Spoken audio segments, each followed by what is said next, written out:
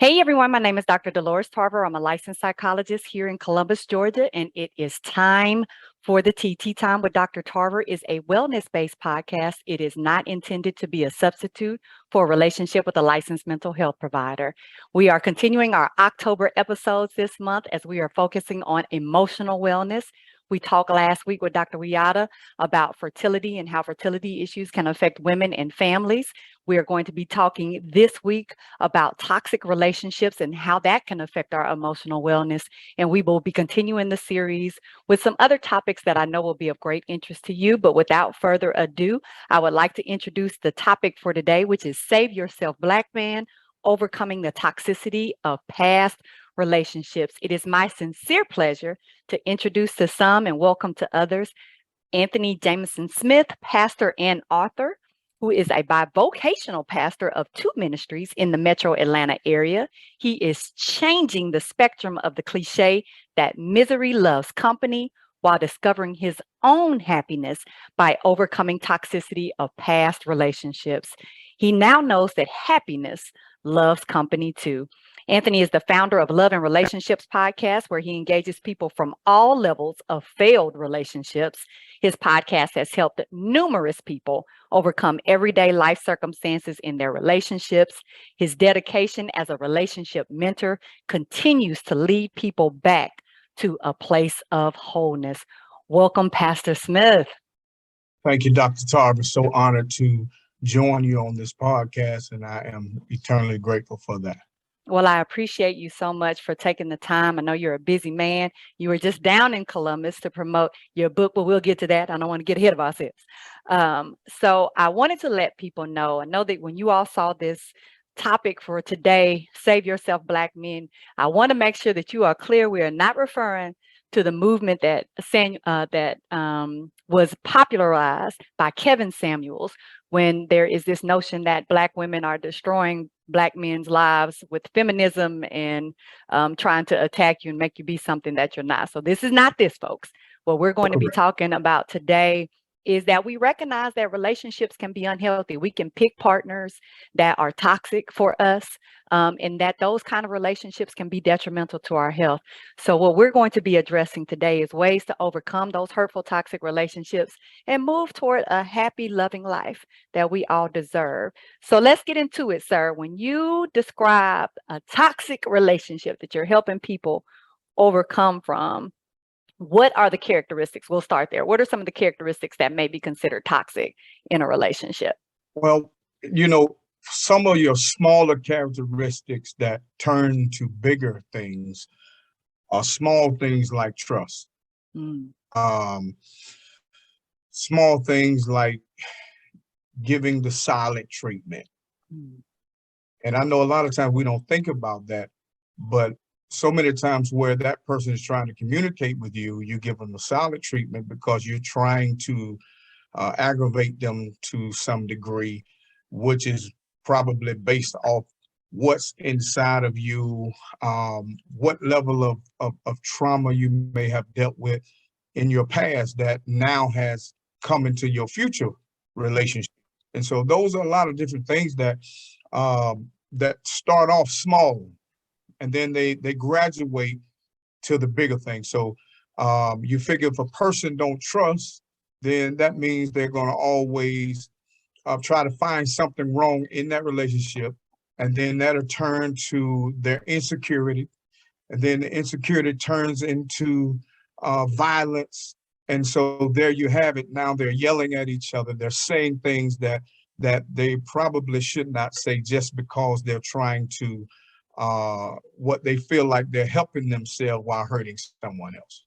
Now, you are speaking a true word right there as you talk about this mistrust that we have, that we bring into relationships. It doesn't have necessarily anything to do with you, who I'm dating currently, but because I've been hurt in the past, because people have lied to me or hurt me or used me or taken advantage of me in the past, and I don't trust people that I'm currently in a relationship with. So then you are paying for that experience. And a lot of people, and I'm glad you brought this up, because a lot of people do not feel that the silent treatment is anything that's negative or potentially toxic in a relationship. But you are essentially withholding attention to try to manipulate a person to get a response.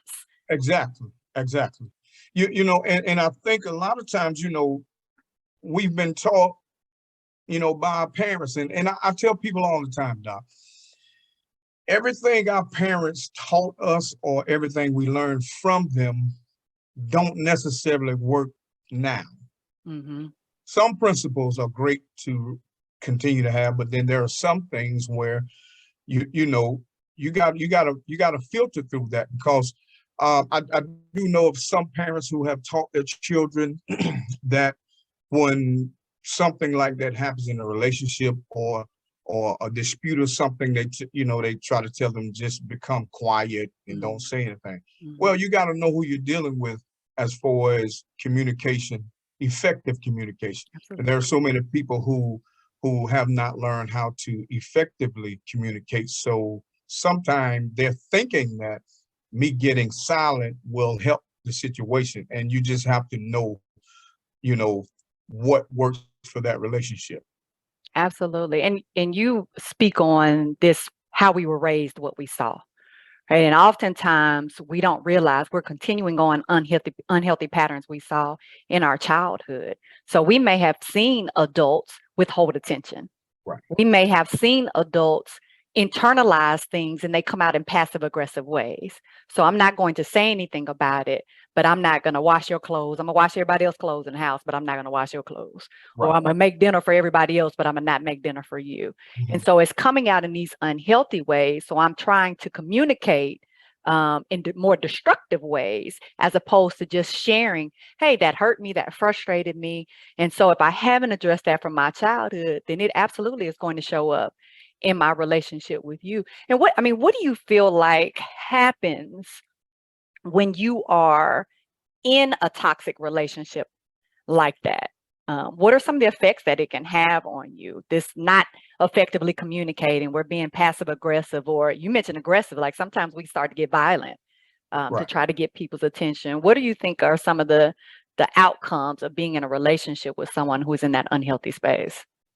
I think people will develop some form of unhealthy anxiety, Mm, depression, low self-esteem, a lot of different things that may happen. Person second guessing themselves, and then that may be a second guess in the relationship, but then now you become a person that is not effectively performing on your job. It affects the workplace. It affects school for the children. All of these different things that come into play for that. absolutely. So now it's bleeding over. So if we Correct. have children together, maybe we might work together, maybe worship together. We're socializing with people, holiday functions or other gatherings. And so now it's bleeding over into the spaces that we go into.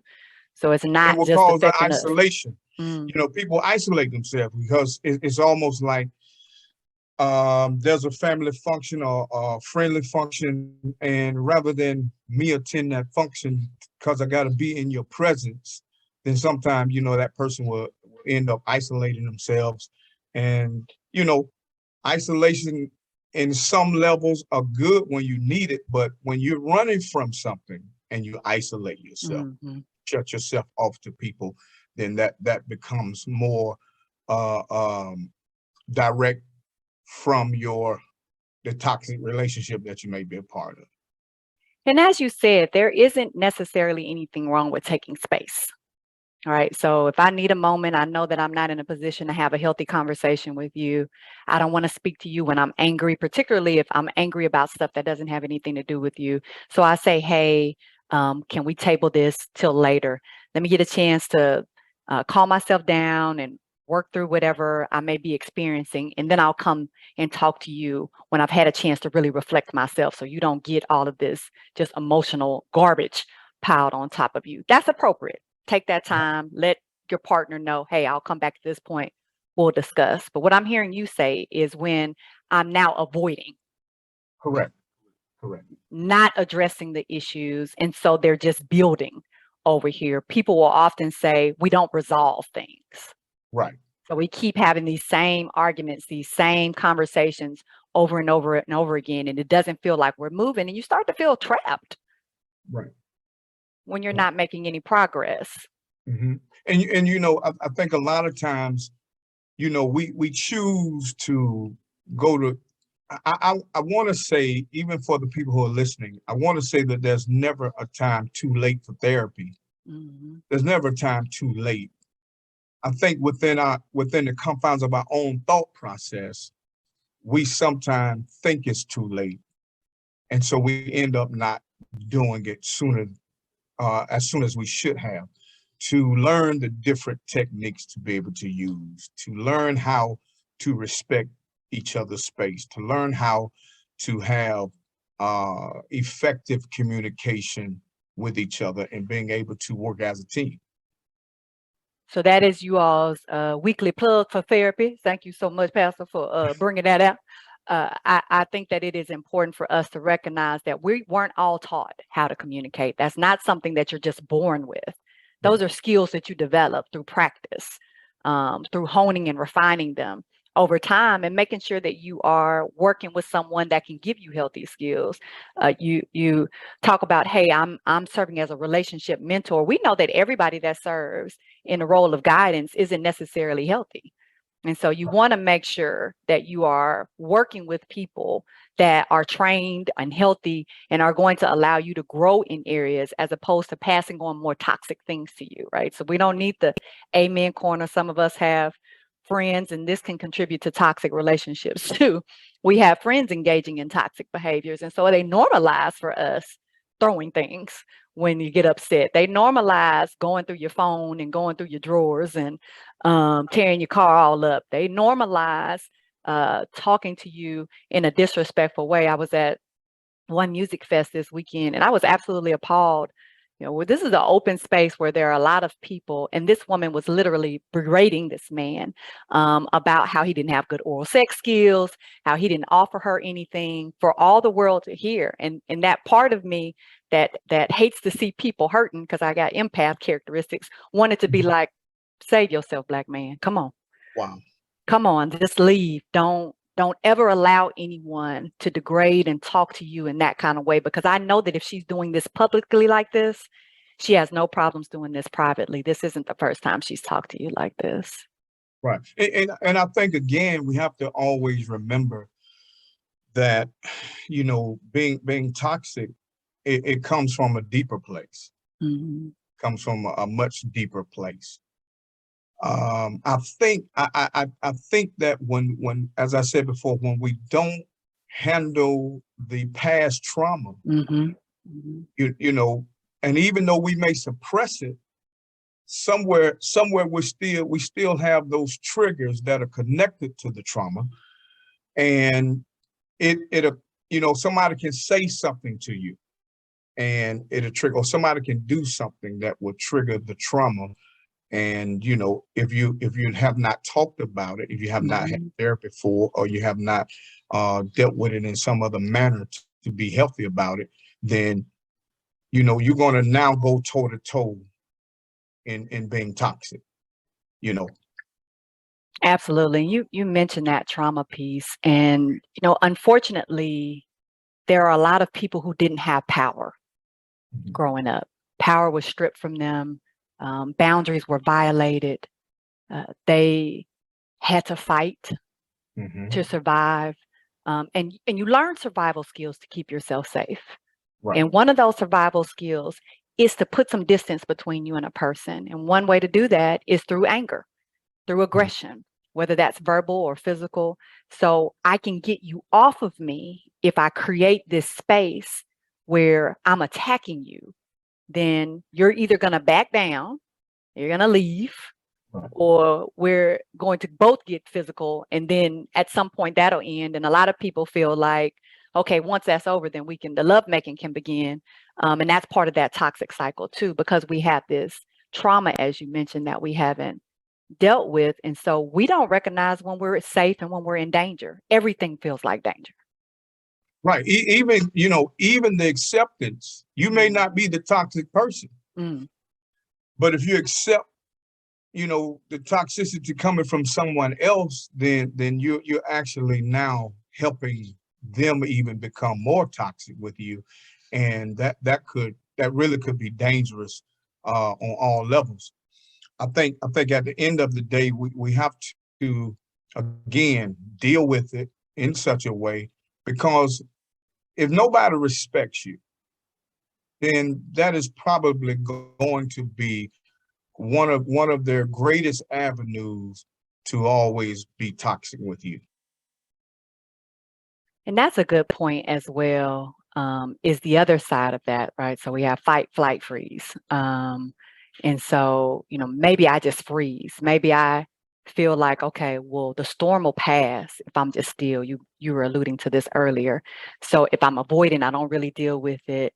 I get less injury. So I just let you go ahead and erupt, and let you get it out your system, and then you'll be able to be okay for at least a little while. And yes, some people have absolutely normalized, like this is what happens when people feel, some people will say, well, they're just really passionate.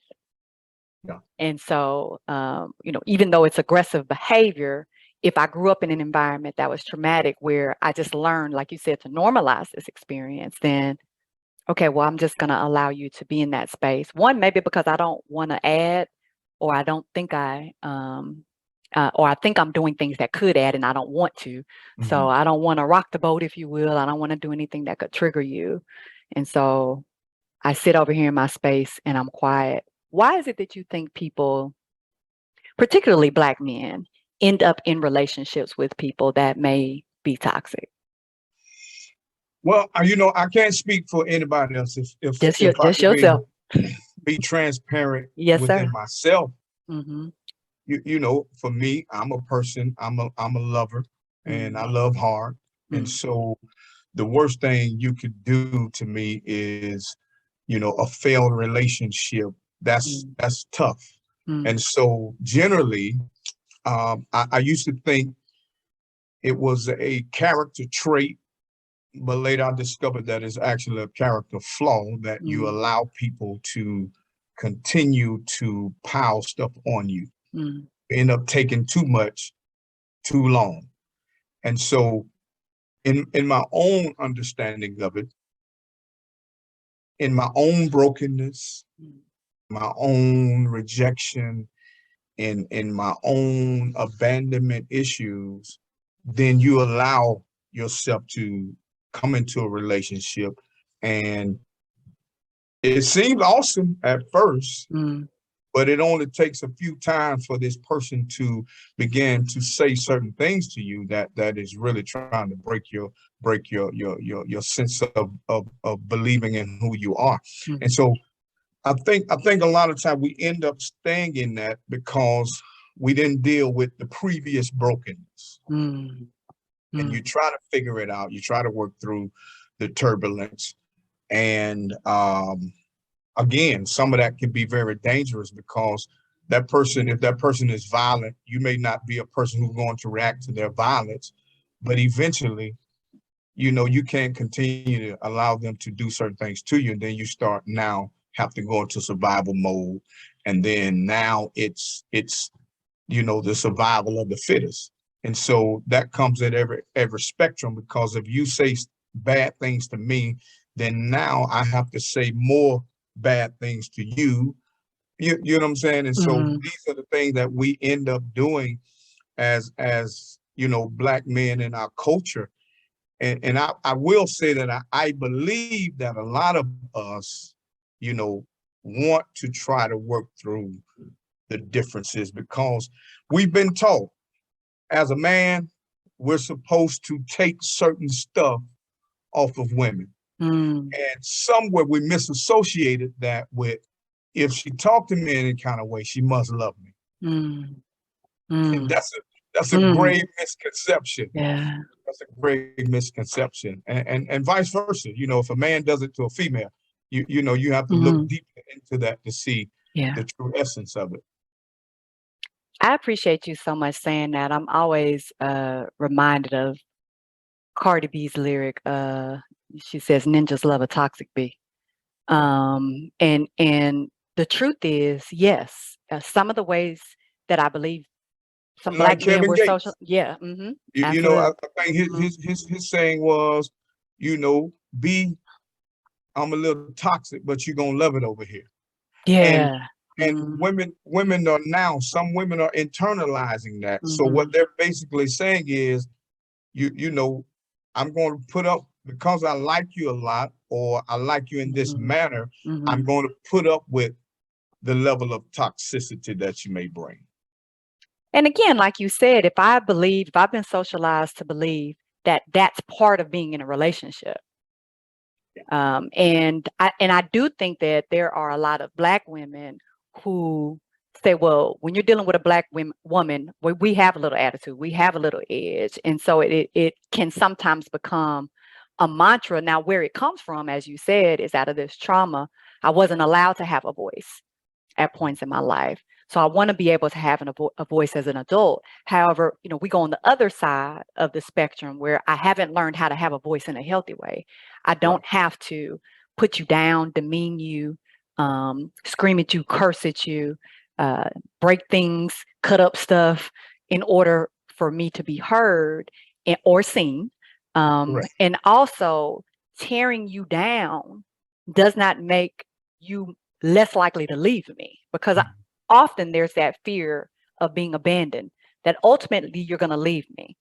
So if I can try to control as many things as I can control in this, then you won't go anywhere. Right. Now, I think, again, if we look closest to the premise of being toxic, that's exactly what it is, Mm. to gain control. And when people sometimes may feel like they are not in control, it Mhm. causes them to act out in different manner. And so we definitely have to look closer at those particular traits that are going on. I think in as black men in America now, again, we've been taught that, you got to put up with a little bit of that. And I definitely don't agree with it at this point, because you don't hurt what you love. Come on, sir. You don't hurt what you love. Mhm. You don't tear down what you love. Yeah, And absolutely. I believe now, when we think about it, even in some of our past relationship, if you go back and look at it, you got to remember, if I allowed it to start and I never dealt with it, it kept growing. Absolutely. So, you know, whatever, if you're not willing to confront it, then you'll never change it. And so And sometimes absolutely. confronting it may mean that our relationship may have to be over, Mhm. and if that's the case, if we're not building each other up to where we should be as a unit, then it may be best to walk away from each other. And I think at that point, everybody still need to go and get the therapeutic help that they need. Absolutely. You make an excellent point about recognizing this pattern and addressing it, because all of us have things that we're going to need to improve on, right? We're ever growing, ever learning, ever changing. So we need to be able to receive feedback about ourselves. Maybe I didn't recognize my tone when I said that. Maybe I am not recognizing that, oh, people don't talk to each other like this in all relationships. These are just what were modeled to me growing up. So as you bring to my attention, hey, your words are biting. Mhm. You're saying some things that are very hurtful. A person has an opportunity, because we choose to do things. A Right. person has an opportunity to say, "Oh my goodness, I don't mean to be hurtful to you like that. Let me go work on that. Let me address that." That's a different story. However, if you bring it to someone's attention and that is met with defensiveness, or that is met with minimizing what you're saying, oh, you're just soft, weak, you can't stand up to a little, if it's met with things that are more toxic as opposed Mhm. to an opportunity to grow, then you're right, it is possibly that we may be better served by not being together. We have a hard time letting go of relationships. And you alluded to this earlier, and I want to sit in that space for a little moment, that it's difficult to end something. When you've started a committed relationship and you've been with this person trying to work on things, it can be really challenging to leave, even if it's unhealthy. Well, you don't know the outcome. Mm, And so because some people don't know the outcome, then they're willing to kind of, and again, somewhere we learn that though, that's a learned behavior. mhm, Somewhere we learn, take it, they're going to change. mm, Somewhere we learn that, mhm, and I think at the end of the day, you know, when it comes to having to walk away, after you've done all you can do, after you have tried certain levels of intervention, and and I think people think only married people should go to counseling. mhm. I strongly recommend people now, even in new dating, because this whole new dating process out here is totally different. Yes, it But is. a lot of those particular people, I tell them even now, you may have to go through a session while you're just friends, Mhm, so you can discover some things that you can perhaps work on or move away from. And then that way you have not gotten so far into the relationship, you have not gotten so far gone in building, and then that's why it's tough, because it's definitely a loss. And it is. just as people go through divorce is a loss. And I tell everybody lose in a divorce, Mm. no matter what. The kids, everybody lose. And I just think when you're looking at that, to be able to say, if we have to walk away, then we should be willing to do that for the betterment of each other. And that's that piece about choosing your health, right? Because you're absolutely correct in that some brothers have been taught, like, hey, stay with it. Just like Mhm. some sisters have been taught, stay with it. Don't give up on a person. We all make mistakes. None of us is perfect. Don't judge people. And so it can make it very difficult to know when to leave, to know, okay, well, when is it appropriate for me to say this behavior is detrimental to me? And Right. it's appropriate to say that, like you said, at any point in this juncture. And I appreciate you saying you don't have to wait.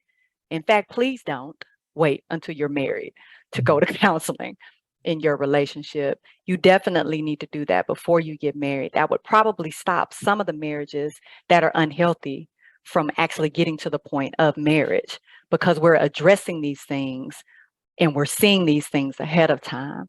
Oftentimes we recognize it's a mistake, and now I'm in it. I don't want to be embarrassed. All these folks that came over here and gave me these gifts, and I stood up before God and said these vows. And so it is hard for me to say, okay, this is a mistake that I made. And like you said, we don't want to hurt. Grieving is painful. Right, right. Um, Well, for me, um, and I identified this because even in writing my book, happiness loves company. That was the spectrum that shifted everything for me. mm, Because people, if they don't remember, or if they don't understand, misery will cause you to be toxic. mm, mm, And so there are so many levels to misery that people have accepted that. And usually when people accept that, they're going to pull you into it, because that's how they become even more toxic. And so that entire environment causes you now to respond to the reaction that you're getting from other people. And so how many times have people really been miserable, but they're trying to make it be something else? And so I tell people even today, happiness is a choice. You gotta decide to be happy. And sometimes when you do that, it takes you realizing how toxic an environment is, and you have to get out of it. You have to walk away from it. And you're absolutely right about, like, we can get comfortable in the misery, right? We normalize the longer you're in something, and we know this is true. If you walk into your house and the garbage needs to be taken out, but you don't take it out right away, you will accommodate to that smell. Over time, you'll get so used to it, you forget, oh, yeah, I need to take the trash out. The same is true for relationships that are unhealthy. The longer I'm in it, the less I realize how unhealthy it is Right. because I've gotten comfortable in it. I've normalized it, which is why it's very important for us to be clear about who we are and what we need going into a relationship. That would probably stop us from dating a lot of people. If we stuck to what we outlined as our guidelines for a healthy relationship and didn't bend them and amend them for people, give special accommodations, then we would likely, as you said, not get any further in that relationship because we would see those flags early on. But you gave a good plug and a nice segue to talk about your book. So go ahead and tell the audience about your book. Well, the book Happiness Loves Company, as I said before, it really changed the spectrum of life, not only for me, but for people who have now read the book. It really teaches you and puts you back on the path of self-discovery to love, of loving yourself, knowing your self-worth, operating in your God-given thought process of your life. Because one thing about it, in this particular realm of where we are now, we've always thought that we needed somebody to make us happy, Mm. or we can make them happy. And the truth of the matter is, nobody can make you happy. You can't make anybody happy. What has to happen is each individual must come to the realization that you are in charge of your own happiness. And whomever you get with, what they should bring to the table is their happiness. And you bring to the table your happiness. From there, we can create an environment of happiness.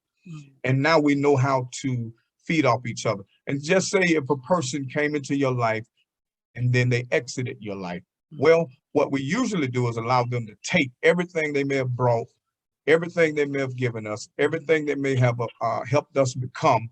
And when they leave, they take every ounce of that. Mm. Well, now when you understand that you're in charge of your own happiness, if they leave, they can only take what they brought. They can't take your happiness now. Come on, sir. And that's the gist of it. And that's what I'm teaching people now. That's what I want to make sure that we get across to people. And even in the book, there are so many different aspects of what we talk about, so many different points that are made just to empower the person, so that they know that when I wake up in the morning, I'm happy because I know who I am. I know my purpose. I know the path to my destiny. And that's the whole gist of the book. And that speaks to me so clear and profoundly because you're talking about being a whole person. Right. And often, as you describe, because we've had these traumatic experiences in our lives, there's holes, there's voids. And so we're looking to other people to fill those voids, whether that's for them to pour into us to fill a void, or we feel like we're not worthy unless we're doing for other people, we need to pour into them. And that is temporary at best, because as you said, no one can fill you up. You Right. have to fill yourself up through your worth, your purpose. I heard you say finding the thing that is your why. And it's important for you to have that already before you start a relationship so that it's much easier for you. If this doesn't work out, you alluded to this earlier, we're so fearful of the unknown. Well, if this doesn't work with this person, maybe I won't find someone else. Maybe I'll be alone. There are probably other people out there like this. The devil I know is better than the devil I don't know. Right. Right. So why am I going to exchange nothing out here in these streets? So why am I going to exchange what I got now? I'll just deal with it. And what that does is that diminishes who we are, our worth, and our value. Because if I'm whole, then I recognize whether I'm with or not with someone, that doesn't dictate who I am. It doesn't give me my value and my worth. Right. And I we give gotta, me that. yes, we gotta stop trading, and I'm guilty of it, to where, Mm, you know, you desire you desire compassion. You want the companionship of a mm-hmm, person. mm-hmm, And so you end up trading your purpose for that. You end mm, up trading mm, your happiness for companionship. mm, And I just believe at this point where I mean, honestly, we have to learn how to, like you said, even tonight's topic, overcome mhm, these particular traits, these particular levels of toxicity. And I think when I think about how we allow certain things to just get the best of us, mm, we got to change the spectrum. If I got to be by myself, a while, then I'll be by myself. If you're not going to value me, and you know what, it ain't going to take. If I met you today, I'm not going to wait 6 months down the road for you to value me. mm, No, you need to value me upon the moment we meet.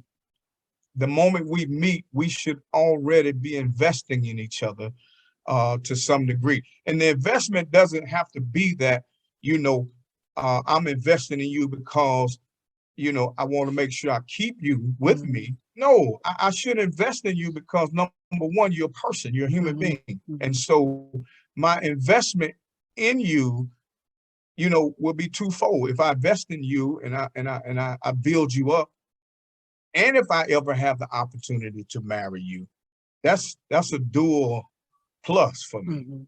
Mhm, But I think too many times we have that wait and see approach, mhm, and we allow ourselves to take so much off of people too soon, mhm. and we end up settling for those different levels of toxic situations, and we end up getting stuck in those.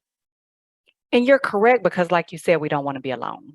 And so, as I'm sure all of us have been in the grocery store. You need a particular item for a meal. You go in, and the last one is there, and it's bruised up or little wilted or dented in some way, but because you need it, you'll deal with it, right? Like, oh, I don't want to be running around the 5 other stores. Let me go ahead and grab this dented can. It'll be all right.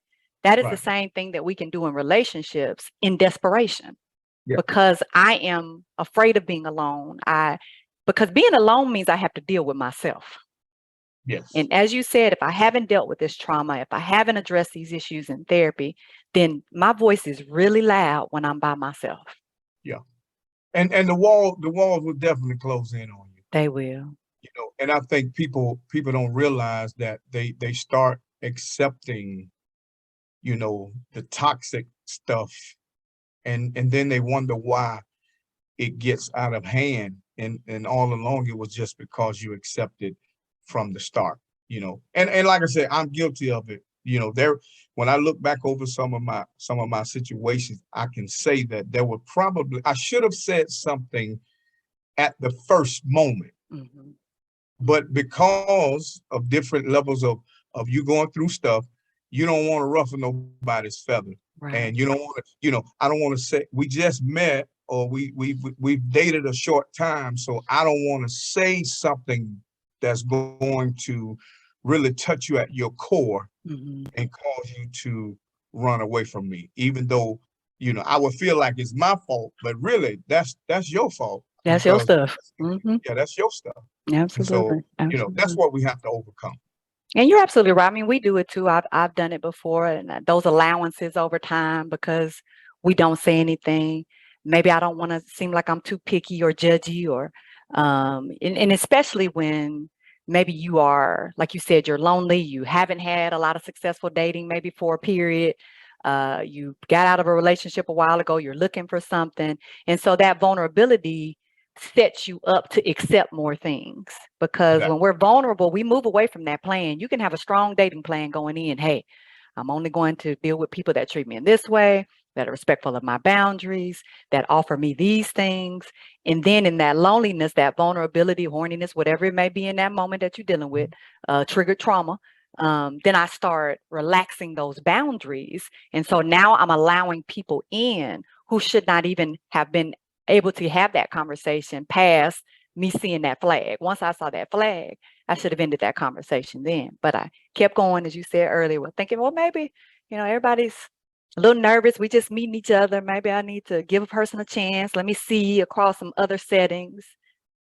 And and that's the thing. And even, I think even when people read this book, the title alone grabs them. But also, as they get deeper into it, they'll discover that me being happy with myself doesn't mean everything is going to go correctly. Come on, Doesn't sir. mean everything is going to work out. Doesn't mean I'm not going to have no bad days. But what it does mean, it means I'm happy with me. I know who I am. I have that internal peace and that internal understanding to know who I am. And from there, when you have that level of happiness, yes, sir, then when you see somebody and they're a very beautiful lady, or you're interested, it now even puts you in a better position to approach them, because now I have something to offer them. And it ain't just money. It's not just a nice car, not a house, but it's something that, perhaps my happiness can help them discover their own happiness as well. And that's the benefit of where we are even today. But if I don't get that piece, chances are when something toxic happens, like you said, I heard it, but I didn't hear it. Right. And some, I mean, I'm sure for us men, I mean, if she fine, I mean, think about it. She got Janet's face, Beyonce's body, Oprah's mind, you know, um, you know, and you're thinking, oh man, I can't let this go. I may never find this again. However, it doesn't matter. And this is what I want to say, and I won't bother that. I don't care how beautiful a person is. I don't care how much money they have. I don't care how much material stuff you have. When you're toxic, it really makes you unbearable to be around. And I think just me thinking of that, because now, and I'm sure you've heard this before, that people now take the being toxic and they start calling people a narcissist. Yes. And so, somewhere it had to start somewhere. And if you now you keep taking that, that's what it's going to grow into. And I think, like you said, recognizing that happiness is not these material things or this look. Early in my dating, you mentioned the Janet and Beyonce and Oprah. Early in my dating, a sister just really likes Chris Webb. So a tall chocolate brother with some curly hair and some pretty white teeth was going to get me every time. Like, no substance, no depth to this person. It was just simply about this look. And then you recognize that that's a shell. And you can be a very beautiful looking person and have a very ugly soul. And oftentimes what happens when people don't have to nurture other characteristics. So if you're just beautiful and you've been beautiful your whole life, and people have constantly told you were beautiful and they never allowed you to grow in any other areas, you were never encouraged to nurture any other areas, then that's the only thing that you will have. So as I've grown, I've learned I need for someone who had a chance to nurture the other areas. I don't want to date someone based on what I think they might be, right? I tell people all the time, you don't date potential, you date people. I want to date who they are. And that's what you talked about from day one, who you showed up to be, how you talked to that person who served us at the table, how you dealt with that person who was picking up the trash, how you dealt with that person that drove that Range Rover. There should not be a difference in how you treat people. The game changes now when, when people get married, because I think Steve Harvey talked about the 80-20 rule. And that's dangerous too, because sometimes you end up, some people can play by a certain rule until they marry you and say, I do. And that's when the whole game changed. And so those are the things, because now especially if you get married, you're not trying to jump out it so soon. So you're going to end up taking some of that stuff, for a while, until you discover that you don't have to. But I think, again, we just have to identify these particular things and know what being toxic is. I think a lot of time we can't, or we choose not to identify what is toxic and what's not. Absolutely. And people that watch the podcast know that I will say you must have a dating plan. It is imperative that you have a dating plan, what you are going to deal with, and your non-negotiables, what you won't deal with. And that list doesn't need to be altered simply because of a person's smile or their body or their wallet or their vehicle or their home. And I will encourage people too, if you are in that trauma, you just got out of something really unhealthy, or you recognize like you're not necessarily healthy, take a fast from dating. I believe in relationship sobriety. Sometimes you need to learn how to be by yourself. You can appreciate relationships with people when you learn how to have a relationship with yourself. So if you don't want to be with you by yourself, then why would someone else want to be with you? Right. Now, I wish we could just do the old-fashioned adulting. Okay.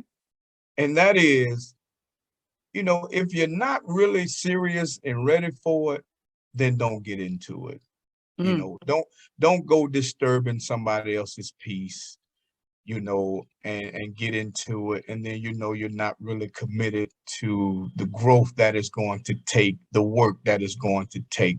And, there's a lot of brothers out here that will attract that woman, and knowing that they're not trying to settle down. They're not trying to be with that one woman. But, because it's sometimes it's almost like, seeing if you still got it. And those particular things, knowing that, you can't really have all of that, but they still try. And from what I understand now, that women do the same thing. Oh, yes, absolutely. And I mean, I wish it would just be to the point to where, hey, just make it simple. If you're not willing to really care for this person in the manner that they need to be cared for, leave them alone. Now you're really talking grown folks dating now. Yeah, leave them alone. But I recognize that all of the things that you just talked about that can create toxic relationships. So if I don't communicate in healthy ways, I'm not a person who is able to be direct in my communication. I'm doing passive things. I'm trying to manipulate, right? Then I am not very likely going to be honest with somebody about, hey, I'm really just here because I want a sexual relationship, or hey, I'm really just here because I'm trying to fill a gap in the time. I get lonely at night and bored, and I just want somebody to be able to communicate with.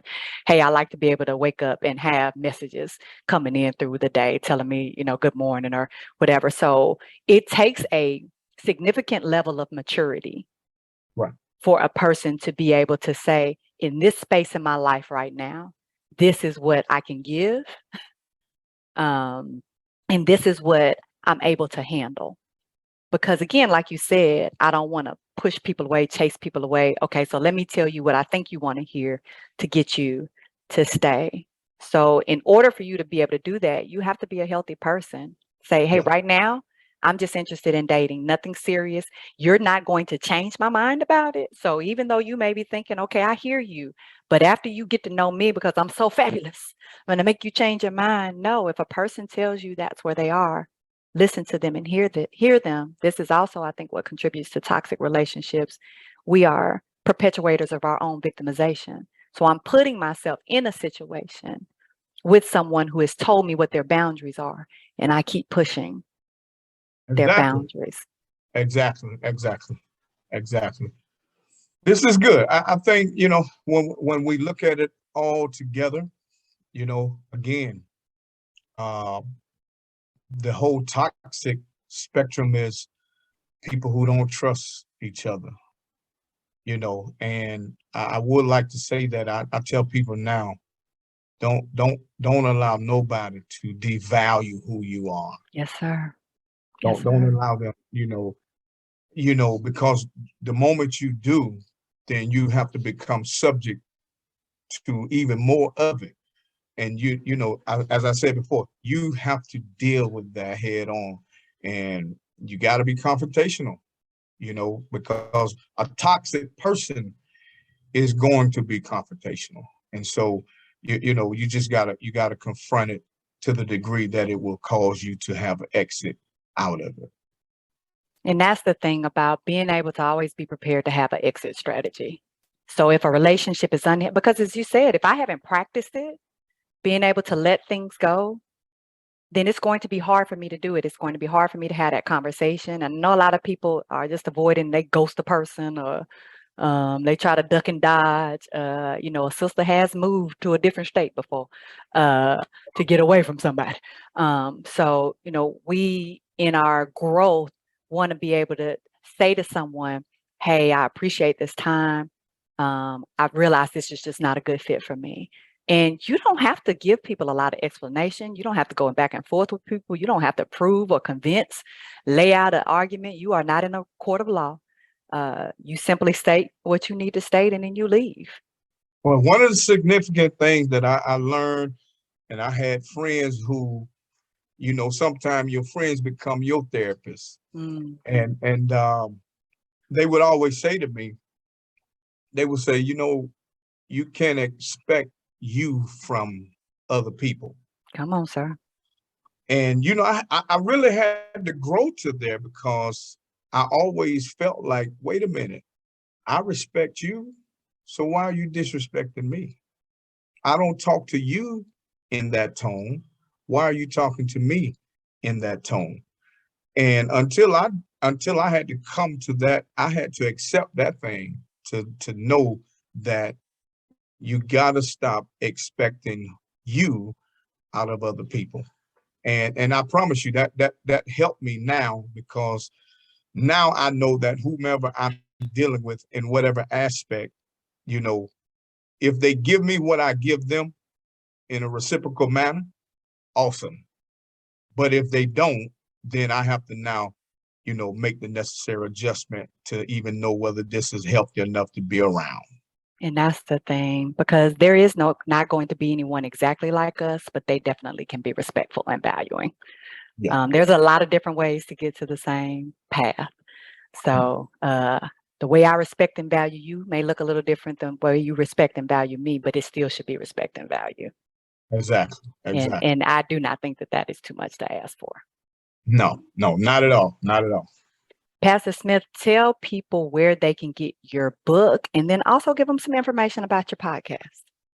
My podcast, I ended up putting it on hold, just kind of, being respectful to because of some of the stuff that I was dealing with personally. And so I put it on hold, and I wanted to make sure that when we came back, we came back, even more stronger, more knowledge, uh, a little more understanding of what we want, to promote to people. Because at the end of the day, we're not doing this to badger anybody, we're not, this is not a men versus women. It's really about us building healthy relationship, becoming whole and healthy. Mm-hmm. And so the podcast will be coming back. I'm going to be dropping the initial flyer for everybody to tune in. And we're going to be doing some live events as well. And so definitely want to make sure that I got you on a live panel so we can get you completely in that particular area. And so, that's what it's all about, love and relationship live. We want to build that. We want that to become the mantra for people, because here's the deal. You don't have to be in a relationship to love somebody. because you still need to know how to love, because you got to know how to love yourself. That's right.